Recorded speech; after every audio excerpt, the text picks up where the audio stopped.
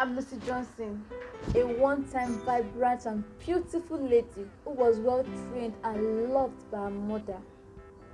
I was 21 years when my mom died, and I remember vividly well the day she died. As she gradually lost her breath, she said to me,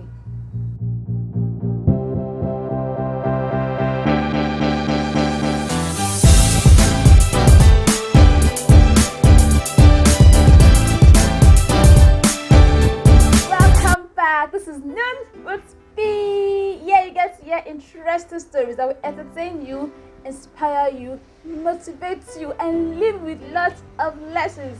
Entertainment plus impact is the goal. But before we go into today's story, have you subscribed to this channel? Please, if you've not, just click that notification bell right now. Don't postpone it, don't say later, do it now and subscribe so you don't miss out on the interesting content I'll be posting here.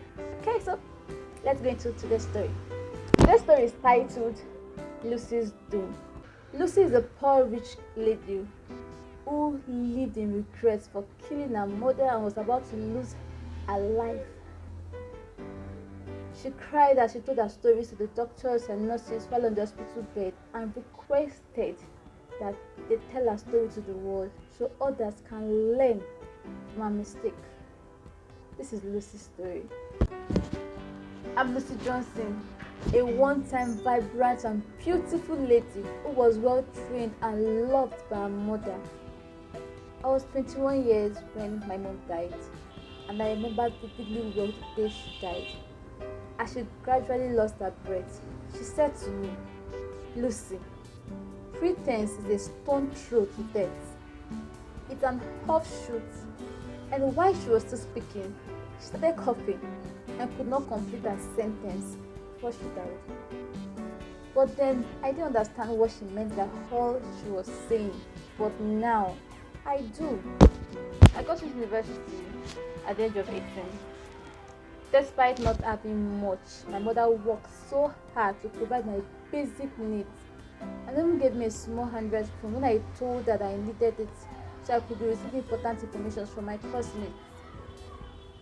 I lived in the school still, and I was given a room along with 3 other ladies. And at night, those 3 other ladies get to gist and laugh with each other while I'm left alone. At times I try to partake with them, but they ignore me. They make me feel like I was nothing. The next section, there was a reshuffling as usual in the school still, and I was given another room with 3 different ladies. At first, I was very happy and excited about it, but as time went on, I became very sad because those 3 ladies treated me the same way the previous one did. They let me stay alone. They don't interact with me. In fact, one of them called me local. I felt so pained. I felt so down. And I decided to go and talk to one of my former roommates. I pleaded with her to explain to me why I wasn't being appreciated. She said to me, "Because you don't look like us, so we can't let you in." At that point, I understood what she meant. I was not the kind of girl that wore flashy clothes, woman hair, carry expensive phones. Of course, I came from a poor family. How could I afford that?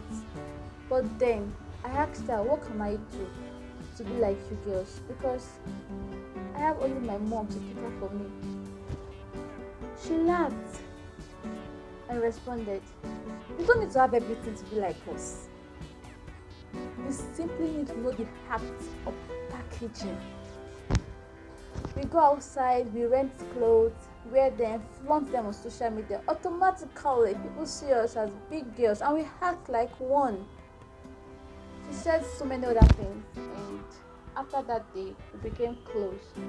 I started borrowing clothes as well, flaunting them on social media. Soon I became that big girl that people wanted to associate with. Fast forward to 3 years later, while I was still in school, living the rich girl kind of life, my mom fell sick. And what happened after that sickness is a lesson for life. But unfortunately, it's too late for me.